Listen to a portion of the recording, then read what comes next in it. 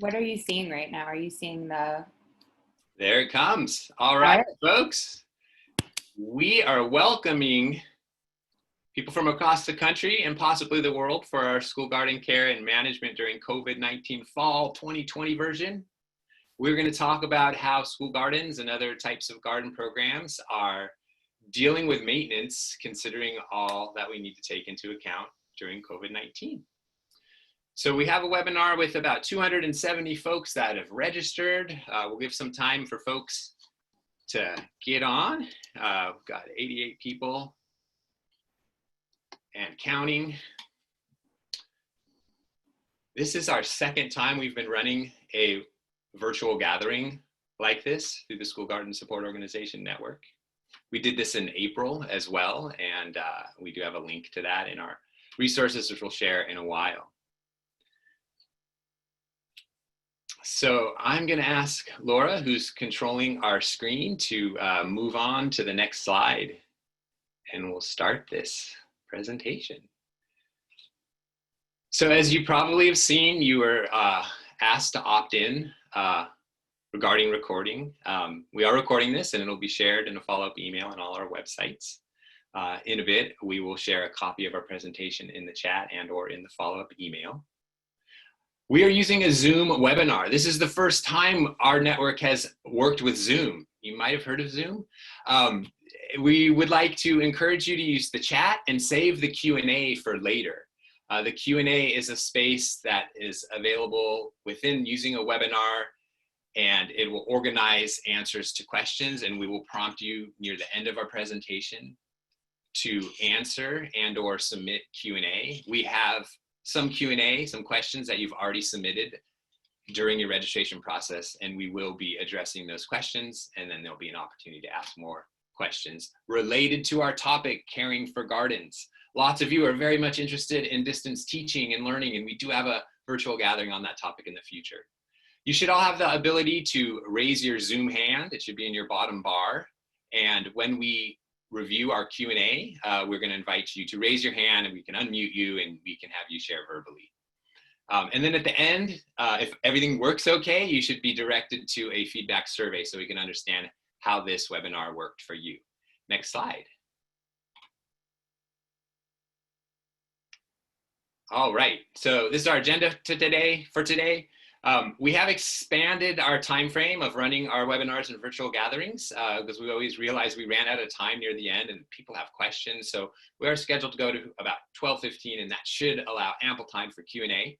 We're going to start out with an introduction to what our network is, share a little summary of who's registered, share some relevant resources related to your questions, have participants share out on what they're doing, and end with Q&A. And like I mentioned before, please fill out the feedback survey at the end. Next slide.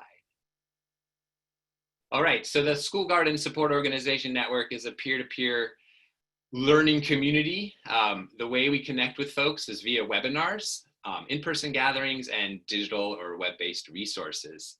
Our goal is to create a dialogue among school garden support professionals, and many of you have been a part of our face-to-face and our webinars. So let's move ahead and next slide and share a little bit more about our network briefly. We do have a full slate of webinars and virtual gatherings at this website. You can find those. These are brought to us through underwriting support from Sprouts Healthy Community Foundation, and Big Green Whole Kids Life Lab and kidsgardening.org are organizations that are volunteering their time. They're all SGSOs to pull together these webinars and virtual gatherings. A little definition, webinars we now are defining as more trainings or a professional, one or two leaders sharing one topic, whereas virtual gatherings we set up to be more of a peer-to-peer among SGSOs, and today we are part of a virtual gathering. Next slide. We do have two ways we communicate to our network. One is our Google Group Forum, which I noticed today Google has switched the way it looks. Thank you, Google. So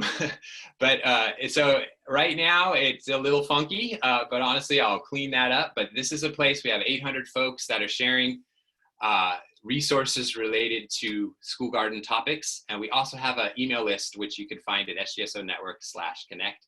Next slide will highlight that we do have COVID discussion threads on our forum right now. So join in on those topics because that is what we're talking about these days. Next slide. On our website as well, at our COVID page, we have been collecting resources that you have been sharing among our network, distance teaching resources, garden access and care. You can press the next button and it'll highlight the garden access and care section. This is what we're talking about, and the resources that we're mentioning today on our webinar are all listed there on a user-submitted, organized spreadsheet, which I'll show you in a bit. But that's the place to find more information on our topic today. We have all of our archived virtual gatherings and webinars, some great links to other resources that are supporting reopening of schools using outdoor spaces. Next slide. So I'm going to pass it over to Laura and let her introduce herself. I forgot to introduce myself, so I will do that first. I'm John Fisher. I work with Life Lab. We support school gardens across our region and nation, and I've been part of this network since its founding in 2012. So Laura? Awesome, thanks John. I'm Laura Thompson. I am the Assistant Director of Strategic Alliances at Big Green. We are an organization that operates nationally. We work across 7 different regions, and we also operate school gardens and food literacy curriculum to really support the health of kids and help connect them to real food. I am also part of the SGSO-Network. I sit on our advisory board with John. So I'm going to talk a little bit about some of the surveying we did before the virtual gathering today. So a lot of you responded to the questions that we sent out in our communications when you registered for this virtual gathering, so thank you. And we asked this question: what is the status of the majority of the schools that you work with? And interestingly, most folks said that all distance teaching is going to be the status of the schools going into the fall. We also have some folks that said that they're going to have a hybrid model in their district of mixed distance teaching and in-person instruction. Some folks still don't know, and a small portion of schools will be fully open. In this next slide, we have some more data. So in this question we asked, do you foresee being able to access the majority of your garden sites this fall? And the majority of folks said yes, they will be able to access. And then second to that, some folks still don't know or are unsure whether or not they'll have access this fall. Then we asked the question, do your gardens follow use protocols related to COVID safe use and harvest and distribution? And most folks said that they are working on these protocols. And second to that, others said yes, that they do have protocols. And a small portion of folks said that they didn't have garden use protocols. I'm going to kick it back over to John to talk a bit about what protocols garden programs are using.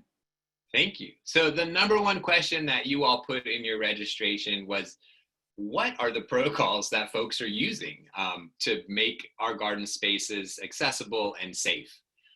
The first thing I want to say is that there's no one size fits all. Every garden program is different. Every community is different at their levels of the COVID infection. But this list here is what most of the protocols included. And the ones that are highlighted are what pretty much all of them had. So I'm going to just run through like little examples of what I saw in these protocols, and then continue to share some of the more robust resources that you could refer to that we have listed on our website that you can create your own protocol from. So visitor capacity, how many people could fit in your garden, and or are you doing it in pods? Is it like family groups, or is it 3 kids only with 1 instructor, 1 garden educator? So that was determining the capacity of the space and how you want people to gather. Scheduling and reservations was very popular too, whether that was people were signing up for time slots to use the garden so it wasn't overcrowded, or when you got to the garden gate, you know, there was a link on a sign and you got to check who's coming, or the reservation and scheduling was posted on the garden. Some schools only allow access at certain times. For example, our school gardens that we work with in Watsonville, we were only allowed to go during school hours. So some of the protocol outlined that. A real important aspect is the whole idea of visitor sign-ins for the purpose of contact documentation. So let's say you have 10 people and then you find out later that one of those persons got COVID. We want to be able to contact those 10 people that were there and say, hey, you know, Joe, who was in the garden with us that day, came down with COVID. So having a documentation process, and we have examples of sign-up sheets like that. Another reason to have sign-in forms might be associated with liability, which we all have to deal with these days. Most of these protocols said, you know, hey, if you're sick, if you have a fever, don't come in the garden. And some of them went to the extent of actually doing temperature checks, depending on the scale of the programs. Some gardens had directional signage, enter here, exit here, just like they're doing in many of our grocery stores and such. Or they have, you know, the spacing markers of, you know, if you're waiting to get into the garden or you're waiting to pick up produce, you know, having markers to keep people spaced at 6 feet. Everybody talked about social distancing, masks and gloves, just basic sanitation. And some go deeper into sanitation and talk about using tools. Do you bring your own tools, or is there a sanitation protocol to clean tools, and where's the sanitation materials kept to clean the tools after you use them, and how do you wash hands? Or we've set up a temporary hand washing station and this is how to use it. Some even went to the detail of like how to sanitize the pen that people use to sign in on their visitors log. So lots of different protocol related to sanitation depending on your site. If you don't have tables, obviously you're not going to have to sanitize your tables.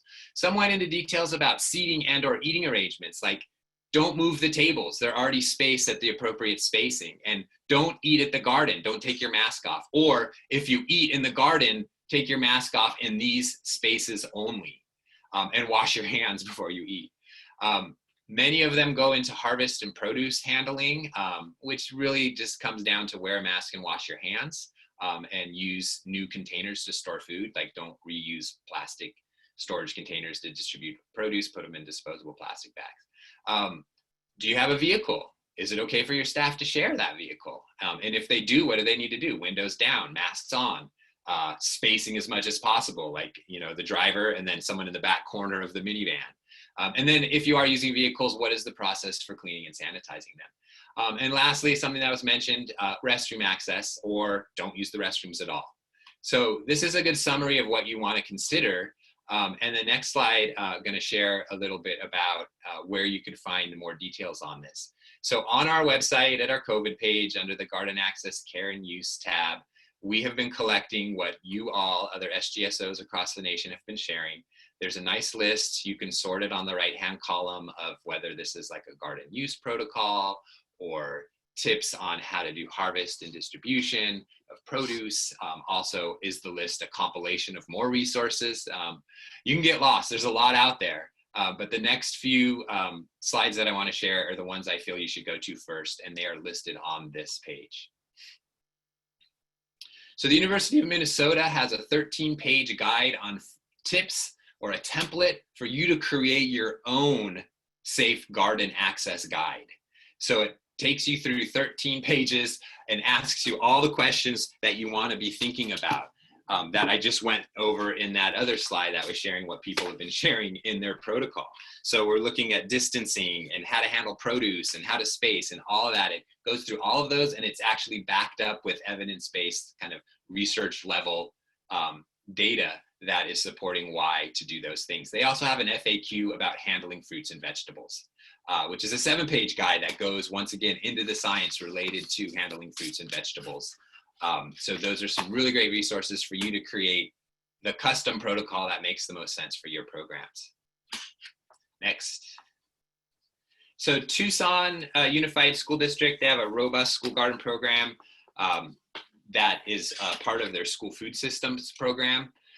And they have multiple phases. So what's going to happen when schools are closed?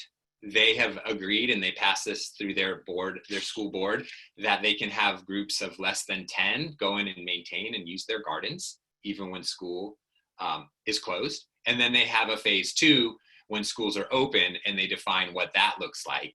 It's not as defined. They say small groups and outdoor garden spaces, but they are defining that they will be using their garden spaces for outdoor instruction to help facilitate the opening of schools, which is brilliant. Next slide. So common threads on our spreadsheet, that user submitted resource of protocol, they have 3 different resources. They have sign templates that even have little, a demonstration of that. You can have a QR code for folks to like sign in. They have workplace protocols, a multi-page document, and they have best practices during COVID. And they haven't really missed many of the categories that we've been talking about. So really great resource to take a look at, borrow some ideas, very well thought out resource. Next. So the folks, Partridge Creek Farm has just recently put out a template guide that has a sample sign-in garden log. It has a sample template on how to make, or a diagram there on how to make a hand washing station, which folks are looking to do. It has a document that they actually have people read at the beginning of their garden sessions that explain risk and liability. And that's part of their protocol, because they're more of a community garden program. They're bringing in lots of people. And so they read that to their members that are visiting the garden. It's required, it's part of their protocol. And then they also have different scenarios based on the types of gatherings they're going to have in their garden. So how are we going to gather for classrooms and workshops? How are we going to gather for volunteer events and community gatherings? And how are we going to gather at our farm stands and food giveaway? And for each one of those categories, they have different protocol that define how they're thinking about running their programs, or how you can think about running your programs as examples. So I think that's it. Go to the next slide. So we're going to pass it off to Laura and the folks at Big Green, and they're going to share a little bit about their practice and how they are supporting their school garden care and maintenance. And then after that, we're going to open it up to our audience to share verbally about how they are sharing. Awesome. Thanks, John. So as I mentioned in my introduction, I represent Big Green, and 2 of my colleagues are here today. We run learning gardens around the country, and so we're working across a number of different districts with a number of different contexts in regards to opening procedures and what the school year is looking like, and what the past months have looked like in terms of being able to get into campus and to grow. And so my colleague, Colleen Donahue, is going to kick it off. She is a program coordinator in our Indianapolis region. And then after her, my colleague, Catherine Jernigan, who represents our Chicago region, is also going to speak 2 different contexts. They're going to talk a little bit about what it's been like to take care and maintain the gardens in a safe way, as we've all experienced this COVID-19 pandemic. So Colleen, I'll kick it over to you. Thank you, Laura. Hello, everyone. I work in Indianapolis, as Laura said, as a program coordinator. I've been with Big Green for about 3 years now, and we have 11 different school districts that we serve in Indianapolis, and each of those districts has their own plan. Actually, we don't serve 11, we serve 6. There are 11 districts total. So in the schools that I work in, they have opened in-person options. So I've actually been out to facilitate planting days with students in person this week, and we followed a lot of the protocols that John listed earlier, wearing masks and trying to spread out around the garden. The way that our gardens are laid out, I feel pretty confident we can safely accommodate 12 to 15 students working in the garden at a time. And for some of our schools, that is a whole class. For some of our other schools, that's half a class. They're back up to almost, full capacity with the in-person instruction. And then we have one district that we serve in Indianapolis that has decided to go fully remote for the first 6 or 9 weeks of the school year. So, so for that school district, we're trying to create some more remote virtual resources with videos and offering to do virtual garden assistance with the teachers. The schools that we are able to get access to, we planted some cover crops this year, and we tried to stay in touch with our teachers through virtual garden chats using Google Meet. So we did that semi-monthly. So every other week, we would just invite all the garden team leads and teachers to join us and talk about what's going on in the garden right now. So that's how we've, initially adapted to this situation. And I'll pass it to Catherine.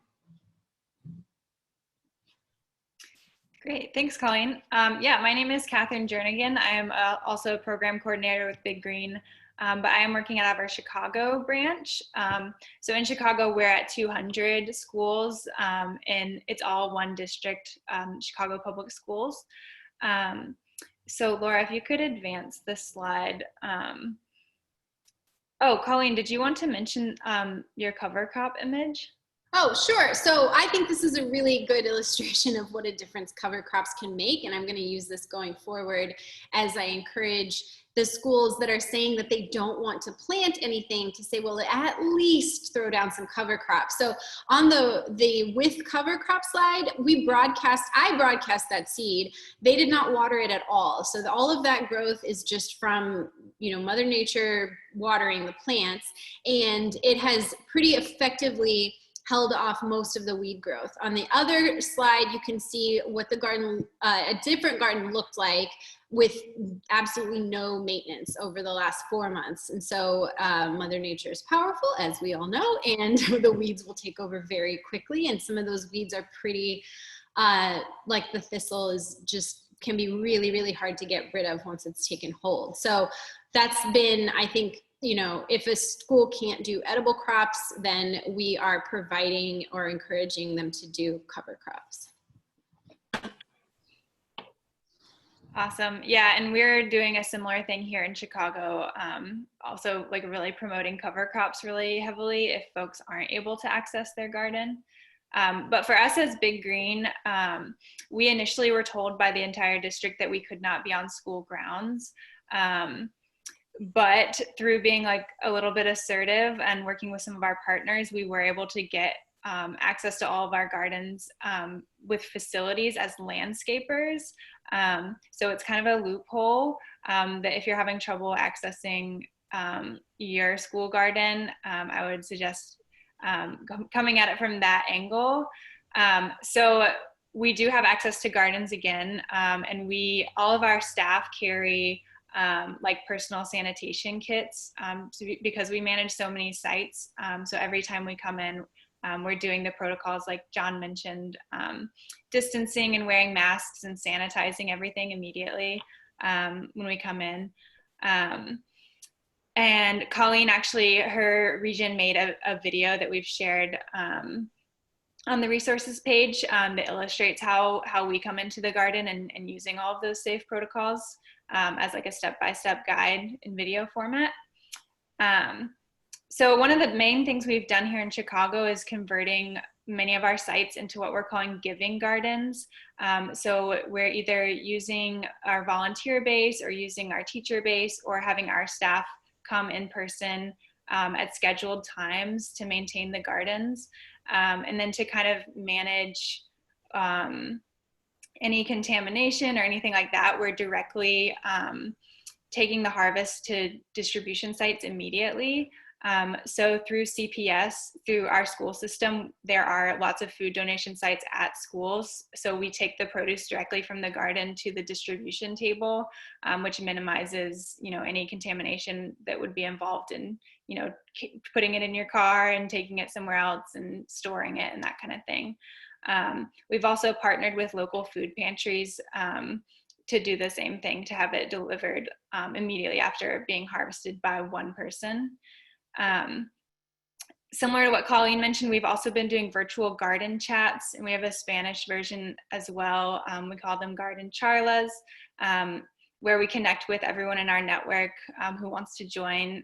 We do a demonstration either in the garden, or we've done also like at home growing demonstrations for people so that they can join in, and they can also ask any questions that they may have related to the garden. And also in those chats, we use that to really reiterate our safety protocols and to highlight, using a sign up genius to sign up for a slot in the garden, reiterating the importance of wearing a mask, distancing and washing hands, as well as sanitizing.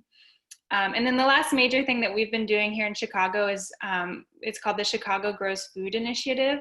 So we've partnered with several other organizations here in Chicago to create this.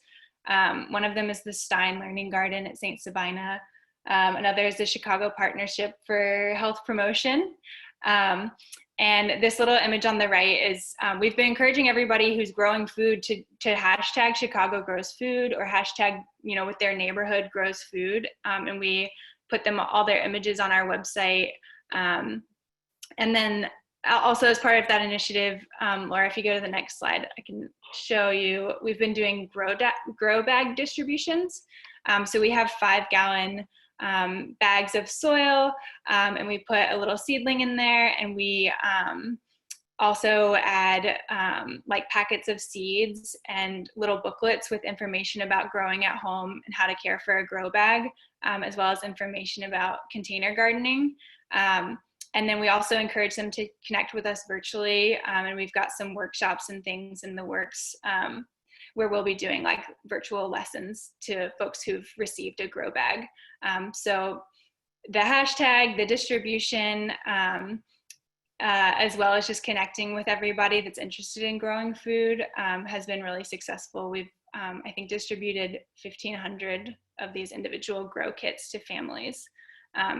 So yeah, that's a little bit about what we have been doing in Chicago, and I will pass it back over to Laura. Awesome. Thanks, Catherine and Colleen. And if folks have questions later on, we'll be taking Q&A at the end. John, would you like to introduce our next attendees that will be sharing out about their organization? Yeah, let's go to the next slide. And thank you, folks, Colleen and Catherine, for sharing your scenarios. And we're going to continue sharing kind of case studies and scenarios from folks that are running educational gardens across the country. Here's a list. I'm not sure if you're all on the call, but the folks that are here, if you are on the call, can you raise your Zoom hand so we can unmute you?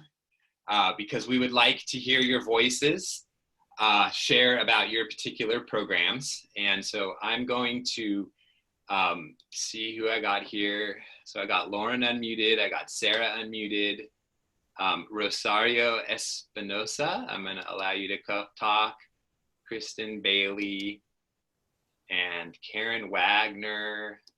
These are all folks that I'm giving you the ability to talk.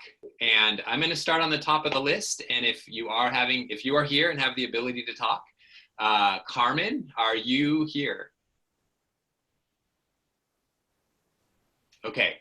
I actually had more of a dialogue with Carmen, and I have a slide to share on her resources. So if we can go to the next slide, and then after that, we'll circle through the rest of the folks. So Carmen works with the Medical University of South Carolina, and they have a horticultural therapy garden program. And she sent me a plethora of resources that I put all on that spreadsheet at sgso-network.org/COVID. Sign examples, safety and volunteer protocol, sample release form. So they have really thought out their program to serve the amount of visitors that they have. So I just wanted to point that out, another really great example of well-developed resources that you can take a look at to apply to your particular programs. So check out those resources, and next slide, we'll continue our list and we'll move on down the list. Kristen Bailey, or it might be Jasmine, who works with her. Kristen or Jasmine, do you want to share about your work in Global Gardens in Tulsa, Oklahoma? Yes, so it's going to be Jasmine. I think it says Kristen Bailey on here, but it is Jasmine. So yeah, we have been doing a lot of the same stuff that I've been hearing. We actually did some grow bag distributions as well. It's been so cool to see happen. But I feel like what would be most helpful for me to be sharing right now is how we have engaged people that haven't been able to attend to the gardens, either because their work schedule has changed, childcare has changed, or they just don't to the gardens. So we've taken a lot of the same safety protocols. You know, we've opened our community gardens back up, and families are not allowed to access them until they have filled out our liability form. Once that happens, then they get access to a spreadsheet that is, they can edit it. So they can fill in what time slot they want to go out to the garden, and we're limiting it to 10 people per time slot. So we have 2 time slots per week right now. So we've been able to kind of help out with the distancing that way. Our gardens are also set up to where each garden is 6 feet long. And so that kind of helps create that natural like 6-foot barrier. But whenever we were first looking at how we were going to be doing this distancing situation, something else that we looked at was literally just looking at your map and coming up with a group A and group E based off of distancing. So if you have 2 gardens that are right next to each other, you would try and encourage those gardeners to sign up for different time slots that you're naturally created there. As far as sanitation and tools goes, we've actually encouraged people to check out tools from us. So once they came to our garden for their first group gardening time slot, we were lucky enough that we had enough small hand tools and gloves that we've gotten through donations to where we actually just checked out a pair of work gloves or gardening gloves and a small cultivator and trowel to each person that was going to be gardening with us. And they're responsible for keeping those tools, bringing them to and from the gardens. We also make sure that we have a sanitizer with a bleach solution set out, as well as any tools that could be needed for the gardening time that day set out so that there isn't anyone accessing our shed, and everything is sanitized that's touched at the beginning and end of the gardening time. However, with these still in place, people still have felt a little bit uncomfortable coming. And so how we've been able to keep engagement with them is that we've actually been doing Facebook Live cooking videos. So before we were able to access our gardens, because we were kind of in a similar spot with the schools where we were told we were not allowed to be on the property for the first 2 months or so of the pandemic, we made a Facebook group for each one of our community gardens. And we started doing live cooking videos because that was a big part of what we do with our community garden. We cook a dinner together after we meet every time. And so I actually ended up sending out a grocery list that was about 2 weeks long for those first 2 months, looking at budget to make sure that it's budget friendly. And it was going to be recipes that were either featuring seasonal produce or produce that was growing in our garden, or pantry staples if that wasn't an option, trying to keep it as affordable as possible, and just kind of getting people more comfortable in the kitchen. And we got a lot of really excellent feedback from that. It was also just such a great community builder because people were getting to cook dinner together live across the city at this time whenever we couldn't be together. And so that has been a really successful way that we've kept engagement with people that aren't able to attend our gardens right now. And also just sending them garden updates. We asked them if they weren't able to come to the gardens during this time just to let us know. And we planted cover crop in their gardens and kind of took care of them while they're gone, as long as they're communicating, but still just sending them, an update every now and again. Something as simple as a picture, your garden's looking great. The peas that we planted are starting to produce. Look at all these beautiful flowers. Something as simple as that is just a really great way to keep them engaged and excited to come back. We had one family that has been going through kind of a tough time during this, just with job loss and stuff. And so we actually planted their garden plot full of flowers. So that whenever they come back to it, they're going to have kind of that special treat. So small things like that can make a huge difference. And social media engagement has been a huge help for us as well. Thank you. I really love the idea of filling someone's garden with flowers and just taking over tending to others' areas and spaces as a little smiley for them. Yeah. Great. Yeah, we were hoping it will cheer them up a little bit. Thank you very much. I'm going to move down the list here of the folks that have now voice access. I don't know if I let Michael Harris voice up, or if you're there, can you raise your hand if you are? But Michael was going to share about the crops they're planting and short season crops right now, but I'll unmute you. But we'll move on down to Sarah Dasher. She should be have the ability to speak if she unmutes herself. And I do want to let folks know that in the Q&A, folks are in the Q&A section, you can see open questions from participants. And if you have resources to share related to that, that could be something to contribute. And we will, in a moment, have dedicated time for us to visit those Q&A as well. So if you want to just stay tuned till we get to that point, we're going to have more of a share out then. So Sarah Dasher, are you able to speak? I am. I'm staying muted because I have two very noisy dogs in my house. Understandable. Thank you. Are you ready? Can I share? So what the Wild Center is doing is we are not interacting with any students right now, unfortunately. Well, I'm glad that we're not, but given the situation.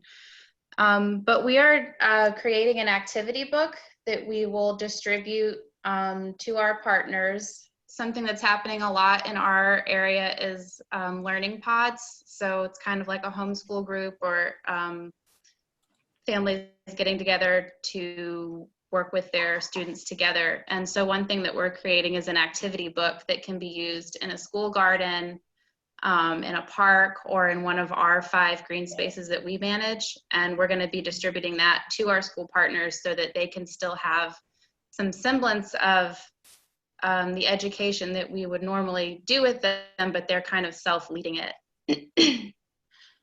We are working on some virtual programming with our partners, but that's not something that we've had a whole lot of interest in from our school partners. But it's something that we are offering. And what those look like are short 10 to 15 minute kind of like lecture style lessons, and then guiding the students through a hands-on project that can be done with household items or very, very affordable and accessible items like that. Because we have a large education staff at the Wild Center, there's like 6 of us that aren't doing the work that we normally would be doing. So to keep our staff working, what we've been doing is rerouting their work hours to maintaining the gardens that we maintain in schools, but also our green spaces that are public and open to the communities that they're in. And then the last thing that we're doing is we're also creating those a garden kit, like the ones that somebody showed earlier in the grow bags. And what we're doing with those is distributing them to certain families at residences that we work in, and then we're going to check in with them every couple of weeks to troubleshoot with families. And then in a few months, we will be providing them with like a small cooking kit so that they can create something with the food that they grew. So what we're planning on doing is giving them a lettuce or some other green to grow in their grow bags. And then in a few months, we'll give them the materials that they need to create a salad dressing so that they can kind of have that growing and eating experience that they would normally get with us, but in a virtual or distance learning model. And that's all I had to share.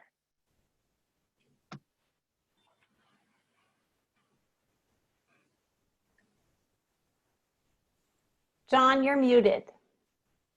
Thank you very much. Thank you very much. So now I'm unmuted. We're going to move on to Lauren, who is going to share a little bit about what they're doing in Austin, Texas, related to their care of garden spaces. All right. Yeah, we unfortunately have lost some staff due to budget cuts over the summer, so we're very small, and we have 15 gardens that we're supporting this year. And our schools are not open yet. We are remote. It just got a couple days before school was supposed to start, got pushed back 3 more weeks until after Labor Day, and then there'll be remote learning for 4 weeks minimum. So nobody's on campus yet, and in a lot of these campuses, nobody has been there since March. if anybody knows anything about Central Texas, we have a lot of Bermuda grass, which is a rhizome, and every little length of the grass has a seed in it, and so it spreads like crazy. So we are offering on our menu of support, which is mostly going to be academic and educational support, but we have an offering of garden maintenance that includes what we're calling a garden refresh. And for that, we are going to just dig up the gardens, get the weeds out, sift the soil to try to get all the rhizomes out, and then we call it put the beds to rest until spring. So hopefully we'll be back to in-person or phasing in-person learning by spring. But we, in most cases, will cover, probably just start with cardboard and tarps to cover them. And in some cases where it looks like we have a really, I'd say like the weeds are under control, we will do cover crops. And so cover cropping here in the winter is things like winter ryegrass, oats, hairy vetch. I just saw a recommendation for radishes where we have really compact soil. So that might be kind of fun because then there still could be something to harvest when we get back around to them in the spring. And that's really what we're doing for care and maintenance. A lot of the rest of our support is more academic, and I think we can talk about that in a future webinar. But we also want to put a message with that, like a message of love, like gardens coming back, or, you know, resting for now, see you in the spring, just to let people know that their gardens are being cared for and loved.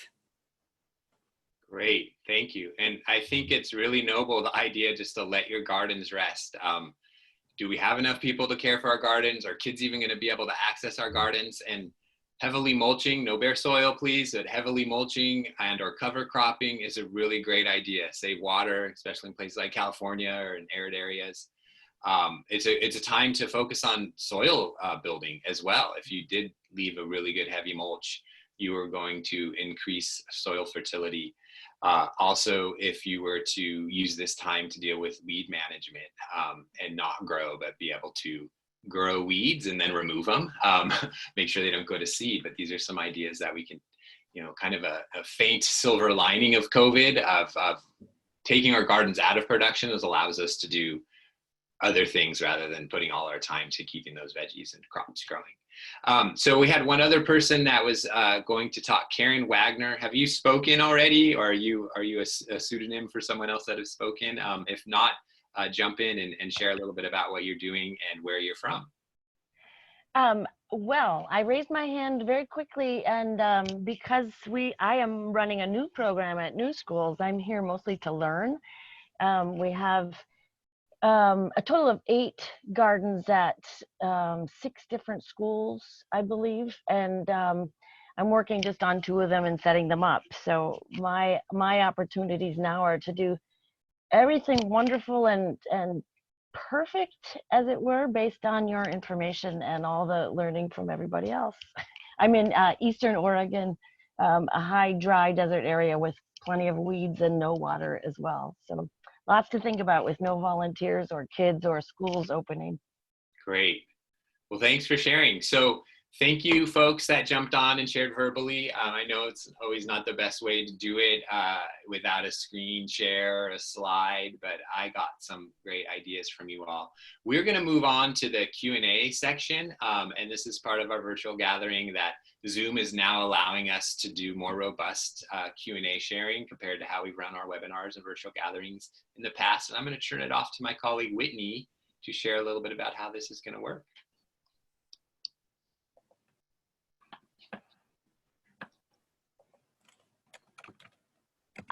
I was muted, sorry. Thank you, John. Thanks everyone who shared so much good information. So if you look down in the bottom of your screen, you should see a little box that says Q&A. And what we're gonna do is we're actually just gonna take about 7 quiet minutes where folks can open that. I encourage you when you click the box to then expand it so it's bigger. It's a lot easier to read that way. And we're gonna take these quiet 7 minutes to answer, kind of skim through and put in answers to anything that, if you happen to have an answer to something, if somebody asked about grow bags and you have a brand you like, you can pop it right in there. add questions. If you have any questions that aren't in there that you would also like answers to, you can add those in at this time. And you can answer those new questions. And then there's a little thumbs up in there. If there's a question that you're reading and you don't have an answer to it, but you're like, I would love to talk more about this, put a thumbs up on it. And what we're gonna do with this is we're gonna be able to export this and share this all in writing after the webinar, but also when we come back at, we'll say at 11:52, we're gonna talk through the answers that people put in. So let's take from now until 11:52 to just kind of work right in there, type in answers. If you need help figuring out the logistics of that, you can use the chat function to ask us how to do it. And then at 11:52, I'll put my screen back on and we'll kind of summarize some of the things that people shared and give you a chance to share verbally if you have more to say. If you have questions, you can put them into the chat. Otherwise, I'm going to leave you to it until 11:52. Thanks.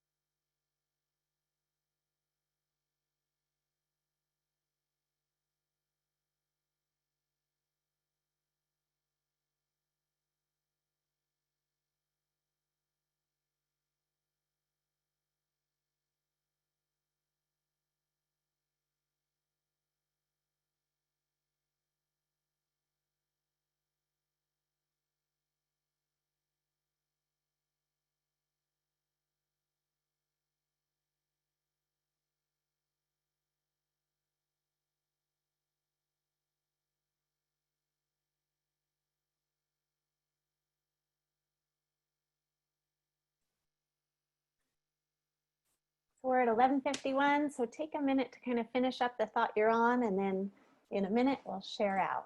I'll be kind of summarizing what people shared here.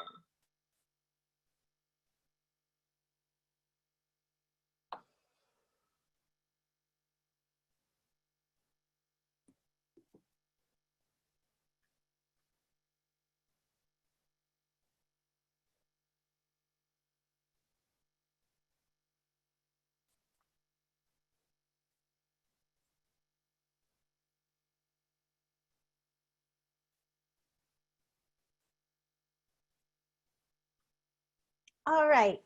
Thanks so much, everyone. That was so productive. We've got 24 questions in here and lots of answers. What I'm going to do is go through and just share sort of some high-level summaries of some things that are in here, and then give you an opportunity to raise your Zoom hand if you want to add anything to what is being said here. So there were a few questions on materials. This first one is about soil bags. I won't go over that one, but just highlight that there are some specific recommendations in there for places to get soil if you're looking for that.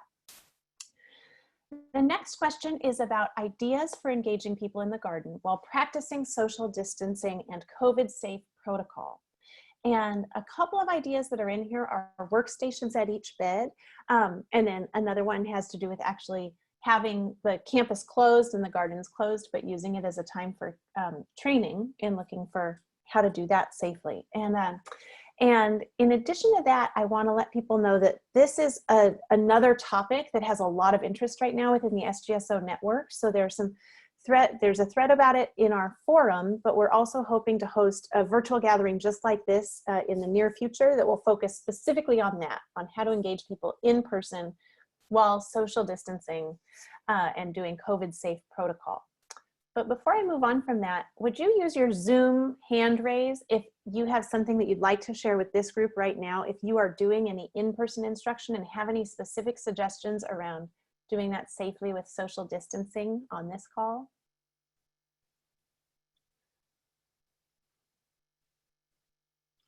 Okay, John, I want to check in with you for a second because I don't see any hands, but do you? I want to make sure I'm not just missing them. Yeah, no, I do not see anyone who is offering right now on that. Okay, great. No problem. That is a pretty new thing that we're all venturing into, but like I said, we'll have a virtual gathering to talk about that pretty soon.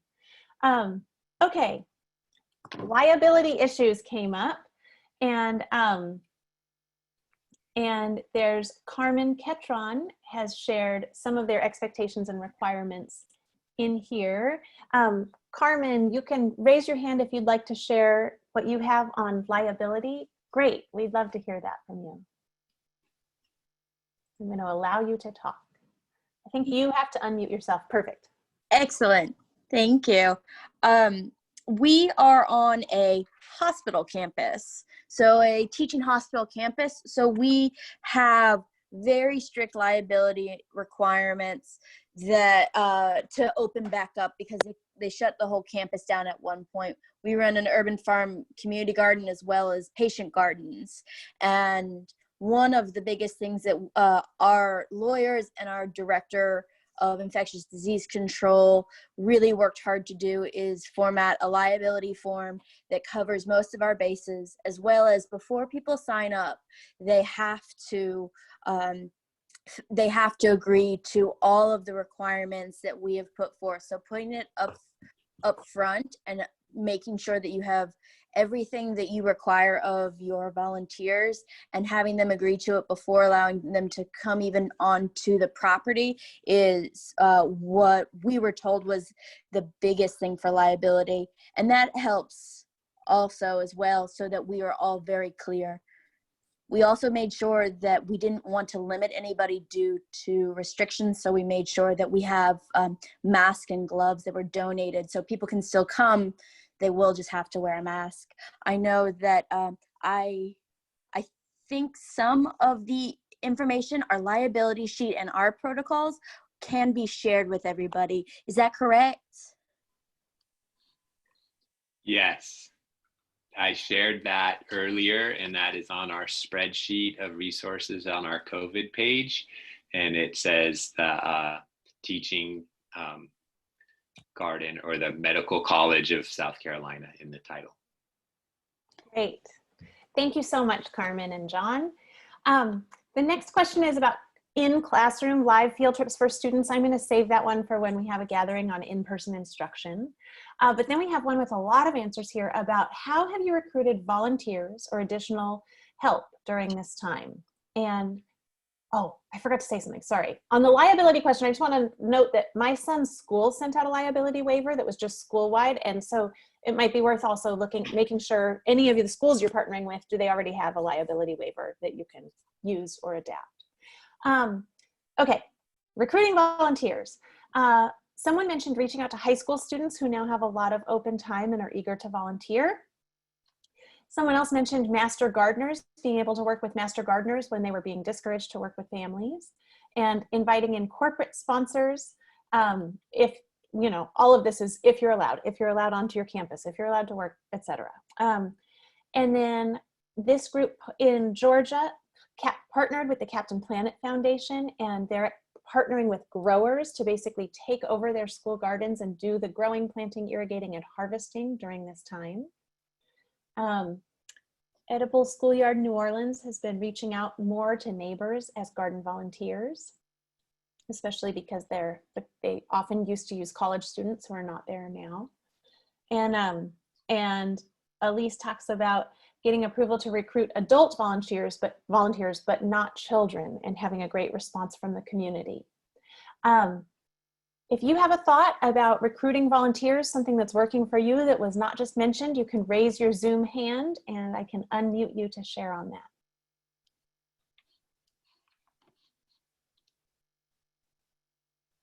Great, I think we got it then.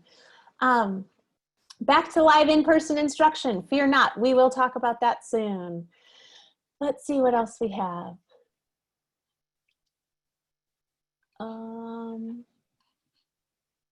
Is anyone doing in-person cooking activities, or is that completely out of the question? Yeah, we can talk about strategies on our next call, but there are some folks here saying we may do some small group demonstration with take-home kits. And we will be cooking at our high school garden in Ohio, and they worked with their local health department to follow the sanitation mandates. Okay, next question. How can garden produce be shared safely with parents who pick up school lunches? And a few answers that came in on that are giving out prepackaged garden produce and setting up a table to have families pick it up and go, so it's already packaged up. That's great.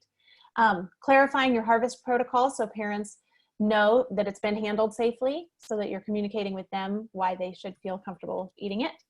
And then coordinating directly with nutrition services at the district, which makes perfect sense. They're already working on safe food distribution and handling, so you can coordinate directly with them on that. All right, anyone else on safe handling of produce and safe distribution of produce? You can raise a Zoom hand if you want to add to that. All right. Social media platforms to create community during this time when so many people are learning and working from home, and where group members could also share videos. And three suggestions that came in are Mighty Network, Vimeo account, and YouTube.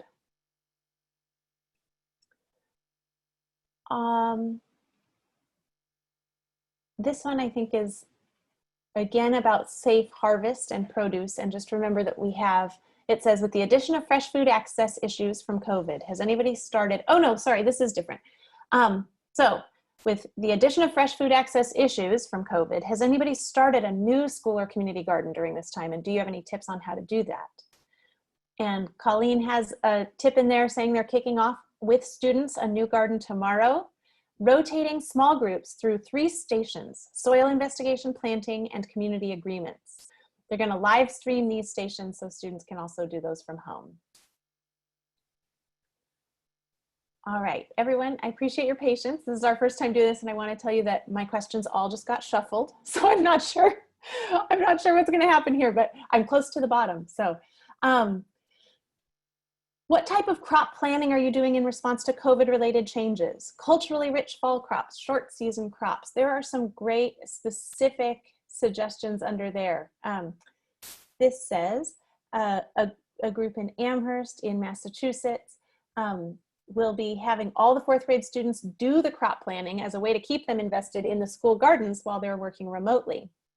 They'll engage in remote lessons to discuss food and food histories, cultures, and traditions, and then complete intergenerational interviews with family members. From these interviews, they'll create their crop plan. That's an awesome idea. Somewhere also in the chat, and we'll put it together in one place, but I saw a lot of specific listed crops that are working well for short or for cover crops or for short window crops. All right. I think at this point, because my questions all got shuffled, I'm not sure which one, I don't know the easiest way to see which ones didn't get answered yet. So what I'm going to do is just ask you, if you have a question that you would like some group mind on, you can use your Zoom hand to raise your hand and share that question, and we can take a few minutes to do those live. So go ahead and raise a Zoom hand if you have a question that was in there that didn't get shared that you would like to hear some thoughts on.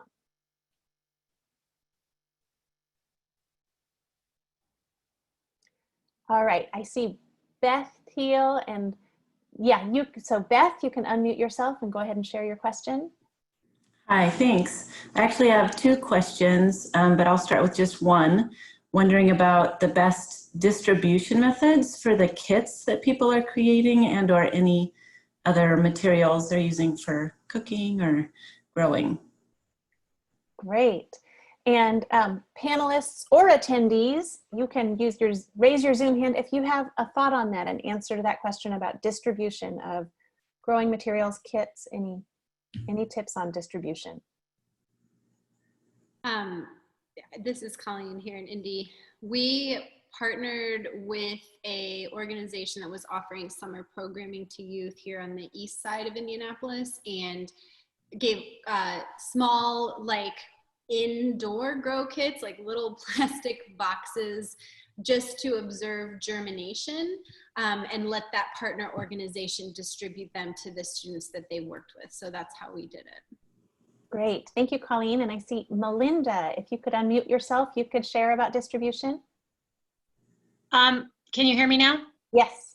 Okay, I'm in San Diego, and after COVID hit, we planted a lot of plant starts for our sites, and we would go to the food distributions and distribute them there.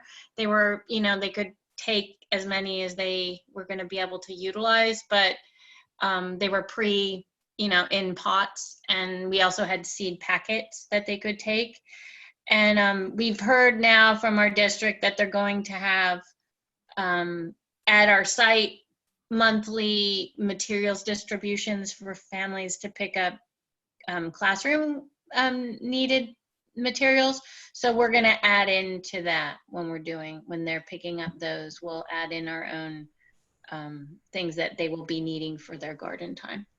Great idea to coordinate with the times they're already picking up classroom materials. Yeah, at Life Lab, we've also are coordinating with meal distribution times. So when families are that was the plants, was at the meal distribution. Yeah, great. Sites. Oh, good, great. And Sarah Dasher, do you have something to share on this? Sure.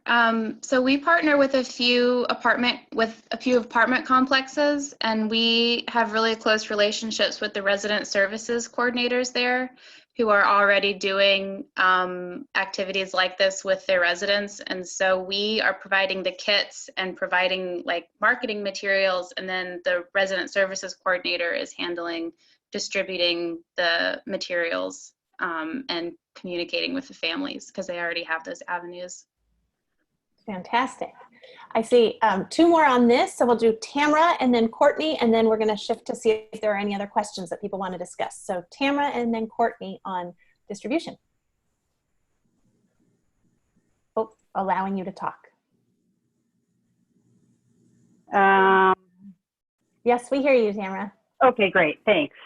So yeah, we also have been told that we'll have monthly distributions at schools is what we're expecting, and we did distribution at meals, grab and go meal sites also. One thing that our district administration is kicking around, and I have not heard if this is progressing, but We have a fleet of bus drivers who are still on payroll but are not transporting children. And so one of our administrators was floating the idea that we could do deliveries to students using the school district bus drivers. So I'm hoping that will work out. I think most people want to work, and you know, even if they're getting paid, they want to do something, and it's certainly safer to deliver stuff than it is to transport children. So that's one possibility. That's fascinating. Thanks, Tamara. And Courtney Bloomer. Yeah, so we're in a school district in rural Nevada. We have 6 school gardens that we manage through our nonprofit organization, Healthy Communities. And we also were doing what some folks have already kind of mentioned, which is coordinating with those times when they do the meal pickups or pick up their other learning resources. One thing that many of our schools are doing in addition to that, to accommodate people even a little more, is that they have like a filing cabinet or some other kind of thing out in the portico in front of the school that's available 24/7. So, you know, kids that have parents who work or whatever that aren't there during those normal pickup times are able to pick up their school garden kit each week out of that file cabinet or whatever kind of container they have it at each individual school. And that's also been really helpful to be able to make sure that all the kids are able to get their materials. Fantastic. Thank you. I think we have time for one last question. If somebody has a new question on a new topic, would you raise your Zoom hand and I'll call on you and we can talk about one last question.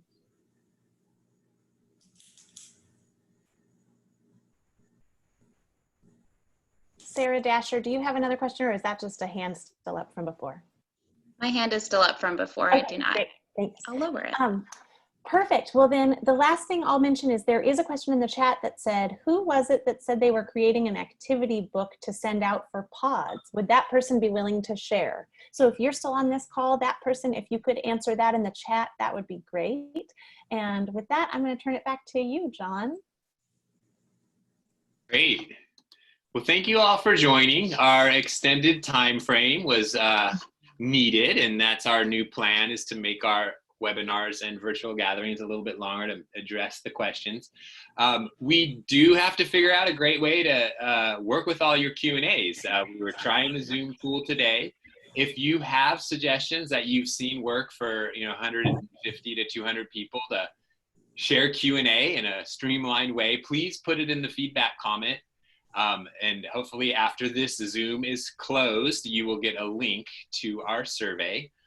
If that doesn't work through our Zoom function, we will be sending you that survey, post-survey link via our follow-up email. So with that, we thank you very much for spending this hour and 15 minutes or so with us. We had about 170 people join. We'll continue the discussion via our forum, and take a look at our upcoming virtual gatherings. There's some great topics. We've broken down the ideas of what we're trying to do in school gardens into very bite-sized topics, and we've invited some experts to share on topics that we have found that our network was interested in hearing about. So with that, I want to say thank you and goodbye. You'll get a recording in the future. Take care.